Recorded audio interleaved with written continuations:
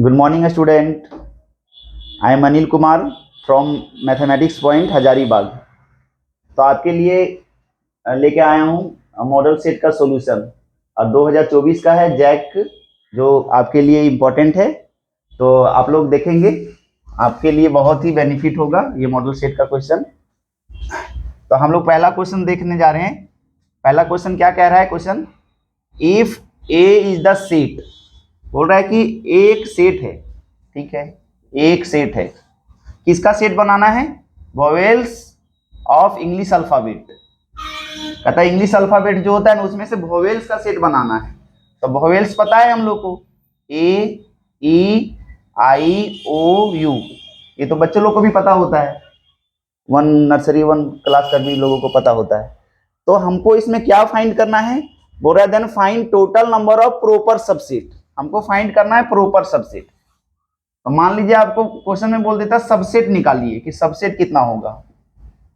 Subset, तो subset का formula होता है कि सबसेट हम लोग निकालेंगे तो इसका फॉर्मूला होता है 2 का power number of element in set ए।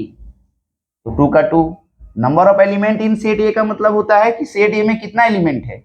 तो 1 2 3 4 5, तो यहाँ लिख देंगे 5। और 2 का पावर 5 मतलब होता है 2 को 5 बार मल्टीप्लाई करना है। 2 को 5 बार मल्टीप्लाई करेंगे तो 2 दूनी 4, 4 दूनी 8, 8 दूनी 16, 16 दूनी 32, ये 32 हो गया। तो अगर सबसेट पूछता तो आंसर ये हो जाता, लेकिन यहां पूछा जा रहा है प्रॉपर सबसेट। प्रॉपर सबसेट, तो प्रॉपर सबसेट का फॉर्मूला होता है 2 का power number of element in set ए -1। तो देखेंगे यहाँ पे 2 का 2 number of element in set A. Set ए में कितना एलिमेंट है? 5, 1 2 3 4 5, तो यहाँ 5 लिख देंगे -1। अब 2 का पावर 5, 2 का पावर 5 अभी निकाले हैं 32 यानी 32, और 32 में एक घटा देंगे तो -1, तो ये आपका हो जाएगा 31। तो आपका आंसर हो जाएगा डी। तो ये बहुत ही इंपॉर्टेंट क्वेश्चन है आपके लिए कि एक सेट दिया रहेगा तो उसका सबसेट निकालना और उसका एक प्रॉपर सबसेट निकालना। सबसेट निकालना है तो 2 का power number of element in set ए, और अगर प्रॉपर सबसेट बोल दे तो नंबर ऑफ एलिमेंट इन, हम लोग लिखेंगे 2 का power number of element in set ए -1, एक माइनस कर देंगे। तो इसको आप लोग देखेंगे इस टाइप का क्वेश्चन को। अब हम लोग देखेंगे दूसरा क्वेश्चन। दूसरा क्वेश्चन क्या है? Which of the following is incorrect. इसमें से कौन इनकरेक्ट है, कौन गलत है? सही नहीं पूछा जा रहा है, कौन गलत है। तो हम लोग ए ऑप्शन में देखेंगे कि ये क्या है। तो हम लोग देखेंगे ए में कि ए यूनियन बी का कंप्लीमेंट है। तो ए यूनियन बी का कंप्लीमेंट क्या होता है? तो डिमॉर्गन्स लॉ आप लोग पढ़े होंगे। ए यूनियन बी का कंप्लीमेंट होता है ए का कंप्लीमेंट, और ये जो यूनियन है सो इंटरसेक्शन में चेंज हो जाता है, और ये हो जाएगा आपका बी का कंप्लीमेंट। तो आंसर होना चाहिए ये, लेकिन ये नहीं है। यहाँ पे ए का कंप्लीमेंट है और यहाँ है यूनियन है, यहाँ तो इंटरसेक्शन है, और ये इसीलिए यहाँ पे ये गलत दिया हुआ है, यानी ये सही आंसर है। सही इसलिए है कि आंसर ये होना चाहिए, लेकिन ये नहीं है, जिसके कारण से इक्वल नॉट इक्वल टू दिया हुआ है ना। तो अब हम लोग देखेंगे बी नंबर में। बी नंबर में क्या है?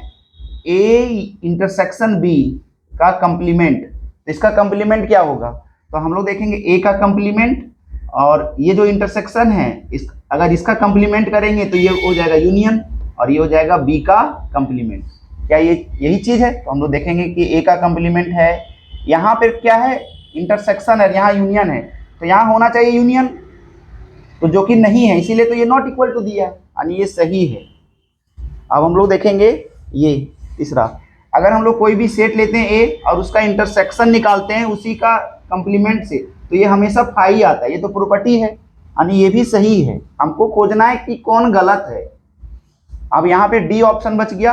हम लोग देखेंगे कि ए यूनियन बी और ये बी इंटरसेक्शन ए, यहाँ पे देखिए थोड़ा सा ये मिस्टेक हो गया, A intersection B equal to B intersection A, तो ये चीज क्या है आपका? गलत है। मान लीजिए हम लोग इसको वेरीफाई भी करेंगे तो ये आपका आंसर होगा डी नंबर। कैसे? सो देखिए, मान लीजिए कोई सेट ले लेते हैं 1 2 और दूसरा सेट ले लेते हैं बी 2 3। अब हमको निकालना है ए इंटरसेक्शन बी।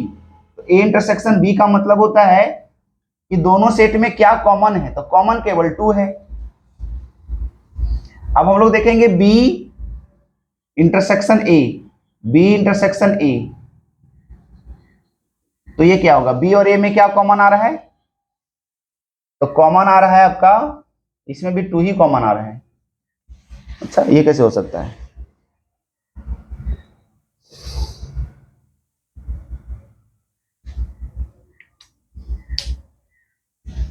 एक मिनट,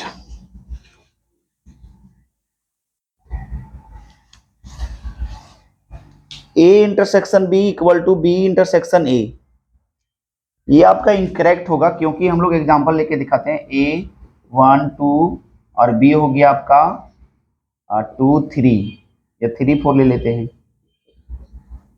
तो A intersection B, A intersection B अगर हम लोग देखेंगे तो इसमें से कुछ भी कॉमन नहीं आ रहा है। अच्छा, देखते हैं, यहाँ पे देखिएगा स्टूडेंट, यहाँ पे दिया हुआ है, यहाँ इक्वल टू हम लिख दिए या नॉट इक्वल टू दिया है ऑप्शन में, हम अभी वेरीफाई किए। तो अगर हम लोग यहाँ पे देखेंगे, मान लीजिए ले लेते हैं यहाँ पे 2 और 3 अभी जैसे एग्जांपल लिए थे, तो ये इंटरसेक्शन बी निकालेंगे, तो ए इंटरसेक्शन बी निकालना मतलब ए और बी में क्या कॉमन है, तो हम लोग देखेंगे 2 कॉमन है। अब निकालेंगे बी इंटरसेक्शन ए, तो बी और ए में क्या कॉमन है, तो इसमें भी 2 कॉमन है, तो दोनों सेट इक्वल होता है, लेकिन यहाँ दिया है नॉट इक्वल टू, जिसके कारण से ये इनकरेक्ट है, तो ये आपका ऑप्शन हो जाएगा सही।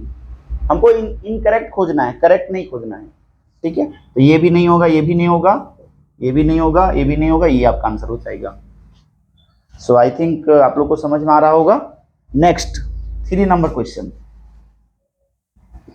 तो 3 नंबर देखेंगे आप लोग, बोल रहा है एक वेन डायग्राम दिया हुआ है आपके पास, वेन डायग्राम में क्या दिया, एक सेट दिया हुआ है ए, सेट में एलिमेंट क्या है, 3 दिया हुआ है, 4 दिया हुआ है, 7 दिया हुआ है और 8 दिया हुआ है, 2 दिया हुआ है। सेट बी क्या है, सेट बी में एलिमेंट है 5 6 और 8 2। तो इसमें क्या बोल रहा है कि in the given Venn diagram find क्या करना है, A minus B union B minus A. तो हम लोग कैसे फाइंड करेंगे, ए माइनस बी में हम लोग क्या होगा, सबसे पहले ए माइनस बी निकालते हैं। ए माइनस बी में क्या होगा,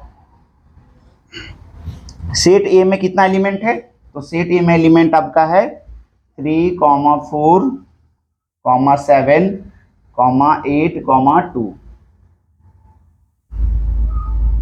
अब हमको निकालना है b माइनस ए, सॉरी ए हो गया माइनस बी आपका क्या है, बी आपका है 5 6 8 2।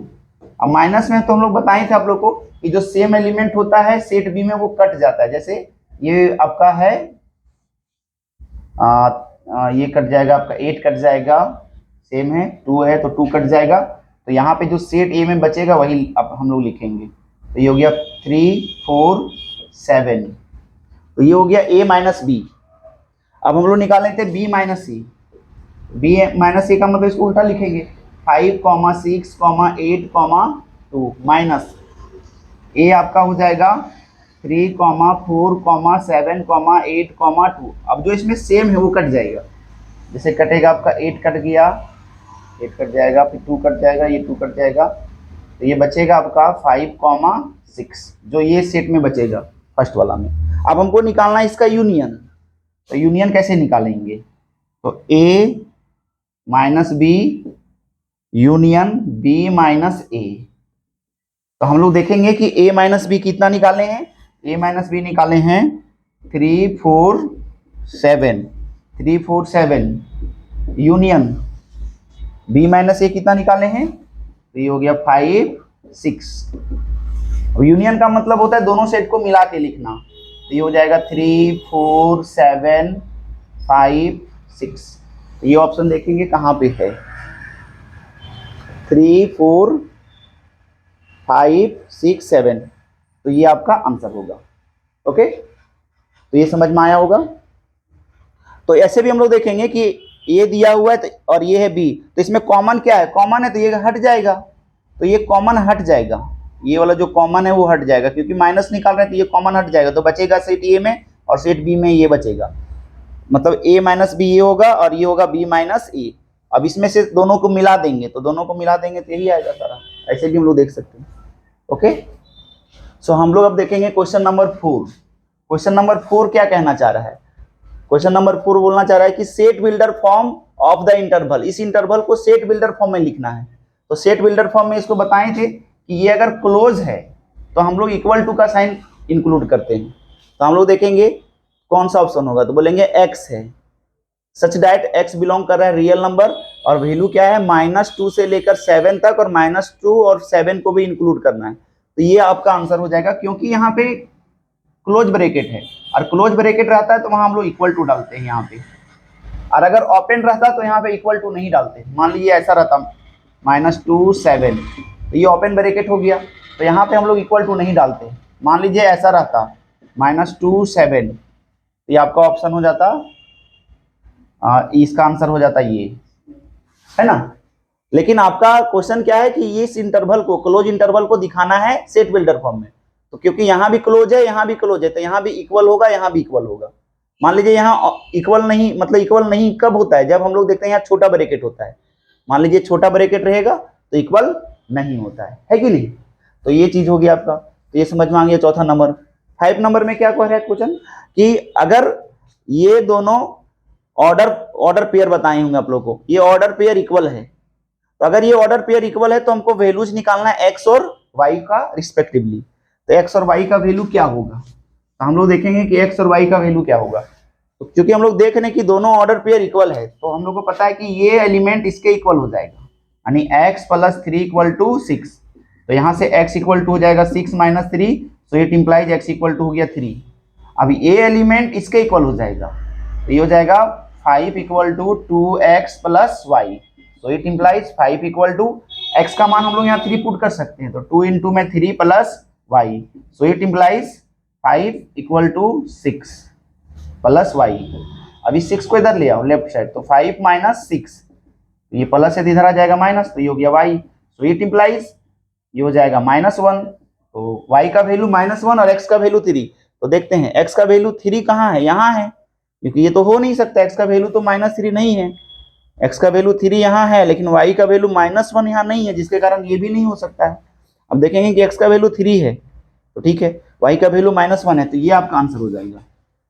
तो आई थिंक आप लोग को समझ में आया होगा। तो इसको देखिए ध्यान से और समझने का प्रयास कीजिए।